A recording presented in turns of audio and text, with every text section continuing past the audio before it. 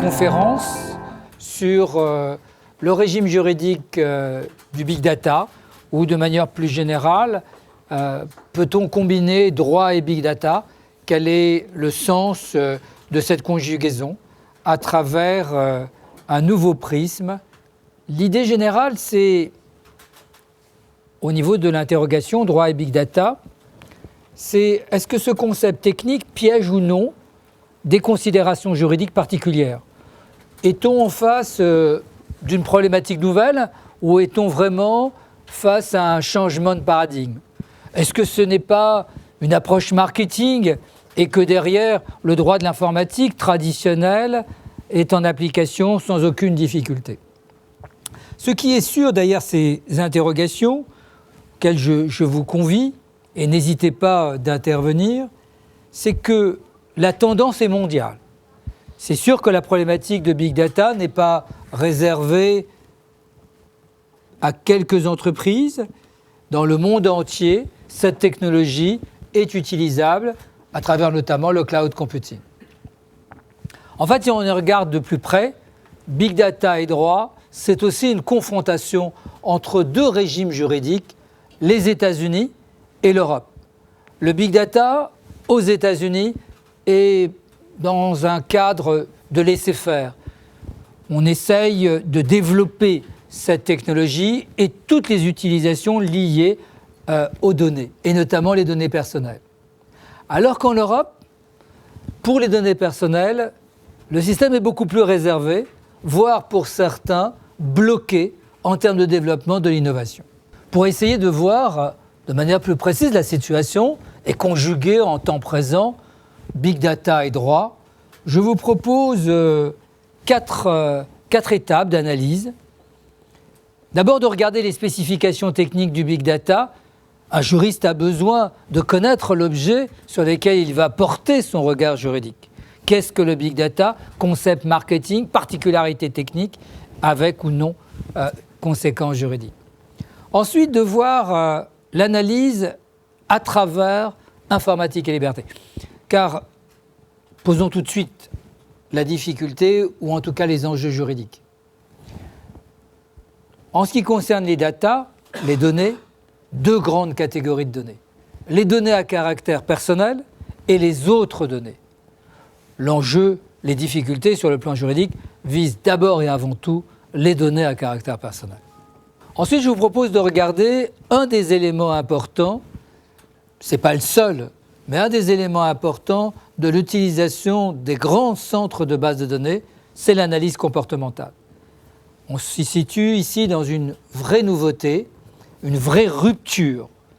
Et à ce niveau, je vous propose une réflexion de quel cadre juridique faudrait-il mettre en place, car il n'est pas évident que les cadres juridiques préexistants sont suffisants pour encadrer d'éventuelles dérives de l'analyse comportementale qui peut être faite à partir des données figurant dans un espace de type big data.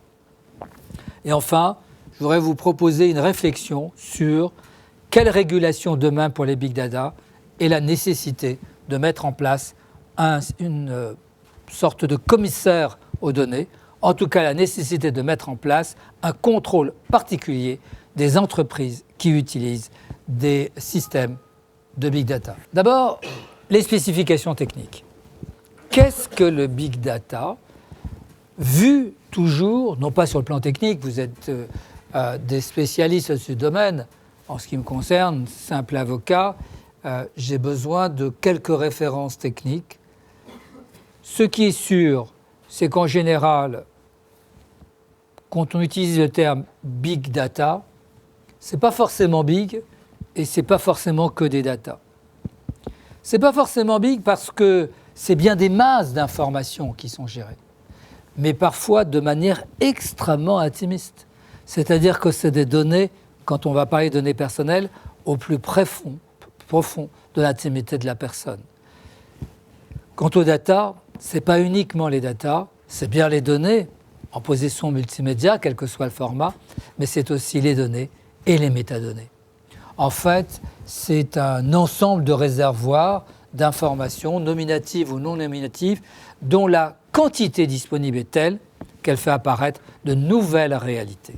Je vous propose pour les spécifications techniques, à travers une analyse juridique, de regarder la collecte qui permet d'établir un big data, la géographie de ces big data et les contenus associés. La collecte. Lorsqu'on va parler de big data ou entrepôt de données, comme on disait avant, à travers un centre serveur privatif ou le cloud computing, la grande distinction est entre données à caractère personnel ou données nominatives et données non nominatives. Les questions sont totalement différentes. Lorsqu'on est en présence de données à caractère personnel, c'est tous les régimes juridiques de la loi informatique fichier liberté qui s'appliquent.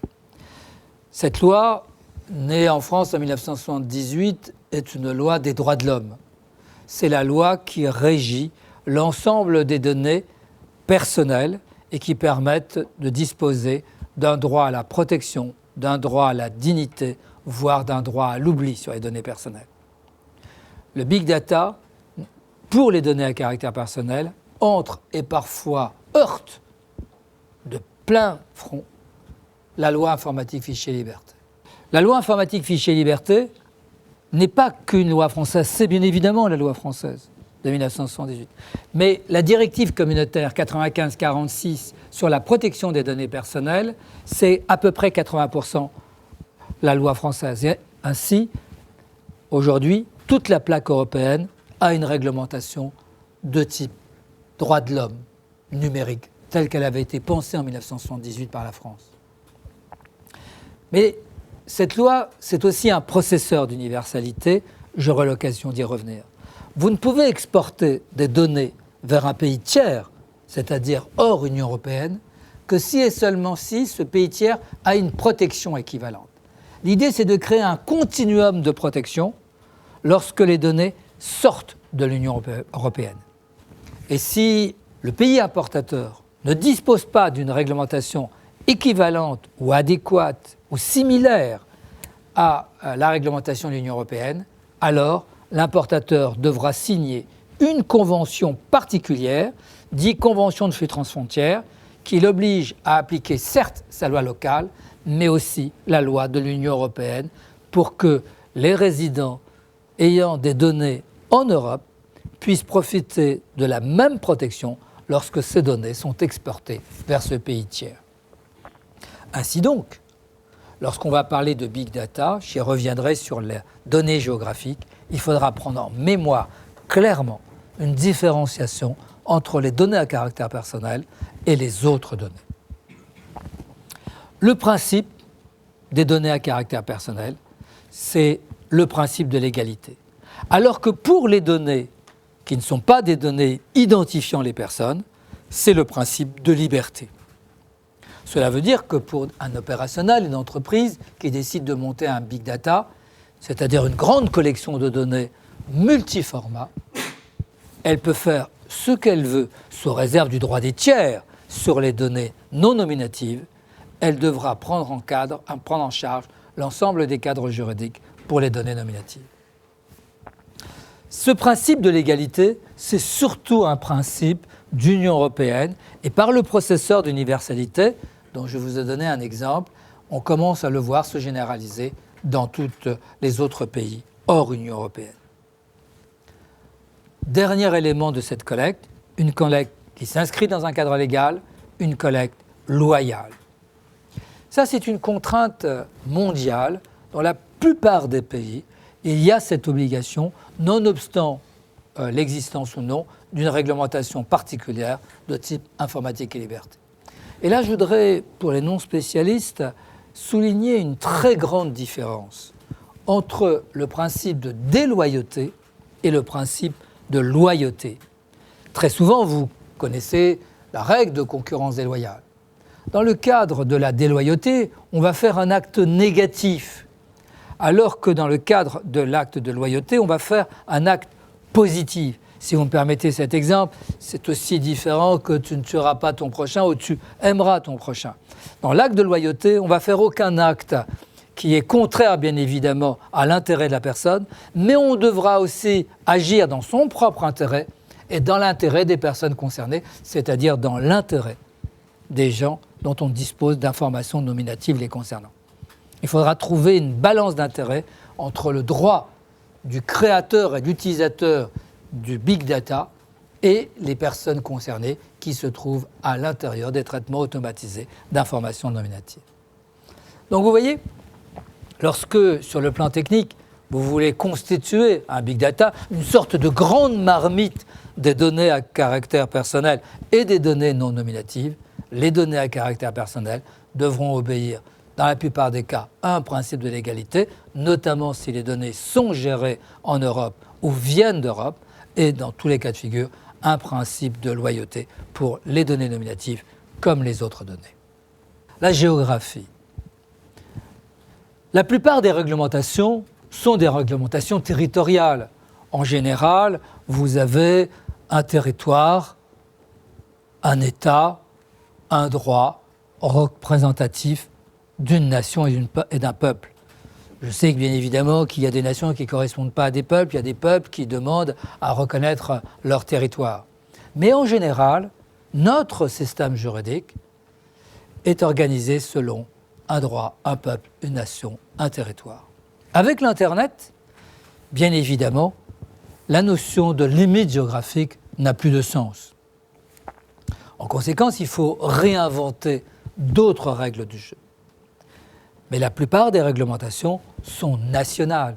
Il existe peu, voire pas, de réglementations internationales liées à la gestion de l'Internet. Il y en a, par exemple, en matière de cybercriminalité avec la Convention de Budapest. C'est donc, si on veut construire un big data multinational à origine différente des données, il faut nécessairement accrocher à la donnée son origine géographique. Car vous vous rappelez, la collecte, elle est réglementée dans la majeure partie des cas, et notamment la collecte des données nominatives. En conséquence, beaucoup d'entreprises ont tendance à constituer des marmites d'octets sans avoir en mémoire l'origine de la donnée. Or, dans la plupart des cas, les conditions de collecte vont être directement impactantes sur les conditions d'utilisation de la donnée. Exemple, en France, les données nominatives doivent être collectées de manière licite et loyale. De plus, ces données doivent être adéquates, pertinentes et non excessives. Dans certains pays, il n'existe peu ou pas de réglementation sur les données à caractère personnel. Et ainsi donc, si vous ne suivez pas l'origine géographique de la donnée, vous serez incapable d'utiliser cette donnée dans un cadre juridiquement opérationnel. Et rappelez-vous, ce n'est pas forcément le lieu de localisation de la donnée. Surtout qu'en matière de cloud computing, la situation des centres serveurs, l'exploitation des centres serveurs et la situation des données ne correspondent pas toujours à une unité de temps et d'espace. L'origine donc des données est nécessaire dans un big data pour pouvoir l'utiliser lorsqu'on est en présence de données à caractère personnel. Deuxièmement, le transfert des données n'est pas neutre. Suivant effectivement le pays d'origine de la donnée, il y a des réglementations différentes. Et parfois, non seulement cette réglementation est différente, et on l'a vu dans l'exemple des conditions de collecte, mais parfois, il n'est pas possible de procéder à une exportation sans respecter des règles particulières. C'est le cas, vous l'avez maintenant en mémoire, des transferts de flux transfrontières entre l'Union européenne et les autres pays. Mais c'est aussi le cas de beaucoup de pays qui ont aujourd'hui des réglementations équivalentes à celui de l'Union européenne. C'est le cas par exemple des États-Unis dans le cadre du mécanisme qu'on appelle le Safe Harbor, c'est-à-dire un mécanisme d'adhésion où les sociétés américaines non seulement appliquent la loi locale américaine, il n'existe pas de loi équivalente à informatique et liberté, mais il y a des lois sur la privacy. Une convention internationale a été signée entre les États-Unis et la Commission de l'Union européenne par le mécanisme du Safe Harbor, les sociétés américaines, adhérant à ce mécanisme, s'engagent à respecter la réglementation de l'Union européenne et par ce biais, l'exportation des données de l'Union européenne vers les États-Unis peut se faire. C'est le cas notamment de Google, c'est le cas d'IBM, c'est le cas d'Yahoo, c'est le cas d'Amazon. Et si vous allez sur le net, si vous tapez DOC, Department of Commerce, et Safe Harbor, vous retrouverez la liste de toutes ces sociétés qui adhèrent aux principes informatique et liberté de la directive 95/46 de l'Union européenne. Le troisième élément qui nécessite, quand on fait un big data, de repérer l'origine géographique, c'est l'exploitation des données. Il existe là encore une partition légale très très particulière. Un exemple, nous aurons l'occasion d'y revenir, mais le principe de finalité. Vous ne pouvez utiliser des données que dans le cadre de la finalité existante lors de la collecte. C'est-à-dire que vous ne pouvez pas utiliser une donnée sans en relation avec cette collecte. Et si vous voulez réutiliser la donnée, il faut qu'elle ne soit pas étrangère. Le texte dit qu'il ne faut pas qu'elle soit incompatible avec la finalité initiale. On peut prendre un exemple. Vous avez une entreprise qui, à un moment donné, permet à ses collaborateurs d'utiliser la possibilité d'acheter des mobiles. Cette entreprise vend des mobiles et permet à ses collaborateurs salariés d'en acheter. Un de ses collaborateurs achète ces mobiles à titre personnel, bien évidemment, compte tenu de ses possibilités qu'il a en tant que salarié. Il donne une adresse et malheureusement, il ne paye pas. Alors l'entreprise décide de recouvrer, bien évidemment, la somme à laquelle il s'était engagé à partir de l'adresse qui lui avait été donnée, le client se trouvant non pas en mode salarié, mais en mode acheteur. L'adresse n'est pas bonne, il va consulter l'adresse qui apparaît être une autre adresse dans le fichier du personnel. Et là, il retrouve ce collaborateur pour pouvoir légitimement, pense-t-il, obtenir le paiement de sa facture. Mais il a été condamné, on a considéré qu'il y avait un détournement de finalité. La première adresse avait été donnée en qualité de client, la seconde adresse avait été donnée en qualité de salarié. En utilisant l'adresse qui avait été communiquée dans le cadre du contrat de travail pour le paiement d'une position d'achat, il y avait un détournement de finalité. Voilà un exemple qui vous montre qu'à partir de la même information et deux statuts différents, on peut être père et oncle, ici il était acheteur et salarié, l'utilisation de la finalité a été une limitation à la possibilité pour la même entreprise d'utiliser l'information adresse. Cette partition légale, elle est tout le temps. Ce n'est pas parce que vous avez la possibilité de le faire que vous pouvez le faire en matière de données à caractère personnel. Imaginez que vous cherchez à faire une analyse des habitudes de lecture et que là, vous avez des différentes habitudes en matière de journaux, Le Figaro, Le Monde, Le Nouvel Obs. Vous n'avez pas le droit, à travers les habitudes de lecture, d'essayer de détecter la sensibilité politique en faisant une correspondance entre les sensibilités politiques des lecteurs et cette personne questionnée. Donc, l'exploitation des données n'est pas libre dans les données à caractère personnel. Elle n'est pas plus libre pour les autres données. Et là, ce n'est plus le régime uniquement informatique et liberté qui ne s'applique pas, c'est le régime de propriété des données sur lequel on aura l'occasion d'y revenir. Enfin, dernier élément important, c'est la conservation des données. La plupart des entreprises qui constituent ces grandes marmites de données oublient que les données à caractère personnel sont soumises à d'obligations de péremption. Nul ne peut détenir des données au-delà d'une certaine période. L'idée générale, c'est qu'en matière de données nominatives, c'est vrai pour l'Union européenne, mais comme je vous le disais, pour de nombreux autres pays, l'idée, c'est que le principe est l'anonymat, l'exception est le caractère nominatif. C'est-à-dire que les entreprises sont détentrices. Quand je dis entreprise, j'entends entreprise privée comme entreprise publique, sauf l'État au niveau de ses fonctions régaliennes.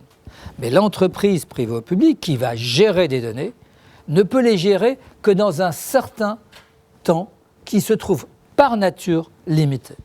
Lorsque la finalité initiale a été épuisée et qu'on ne se trouve pas dans le petit élément de plage d'utilisation qui est l'élément incompatible, alors il faut oublier la donnée.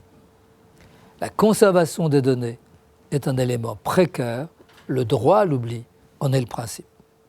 Troisième élément de l'approche Big Data, c'est les contenus. La grande différence entre les systèmes de gestion de bases de données et les Big Data aujourd'hui, c'est que on dispose aujourd'hui de très grands systèmes de gestion de bases de données.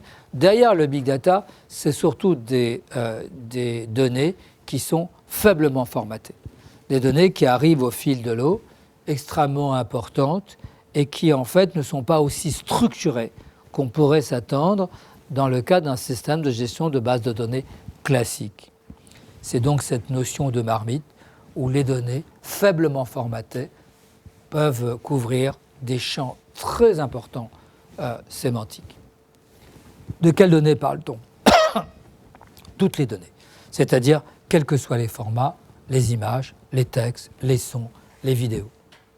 Et là, après la distinction majeure données à caractère personnel et données non nominatives ou non à caractère personnel, il faut faire une distinction entre les données privées et les données publiques. Dans les données privées, ici j'ai en tête non pas la vie privée, mais j'ai en tête la notion de droit privatif sur les données et la notion de droit non privatif sur les données ou public. Ça nous renvoie à une autre caractéristique juridique qu'on n'étudiera pas aujourd'hui, mais qui est aussi importante, qui est l'open data. Alors, je vais m'intéresser ici dans le big data à la fois aux données privatives et aux données non privatives. Dans les données privatives, rapidement, un élément de contexte juridique, les données en elles-mêmes ne sont pas protégeables sauf si elles sont constitutives d'une œuvre. Le cas typique, c'est une donnée photo, où la photo en elle-même, la data photo, ensemble de data particulières qui permettent effectivement de dire qu'on est en présence d'une photo, est protégée par le droit d'auteur, mais les données qui ne se renvoient pas à des œuvres sont protégées dans le cadre soit des bases de données originales, soit des bases de données sui generis. Dans tous les cas de figure, le big data va piéger des données privatives au sens de la propriété littéraire artistique ou au sens du droit des bases de données.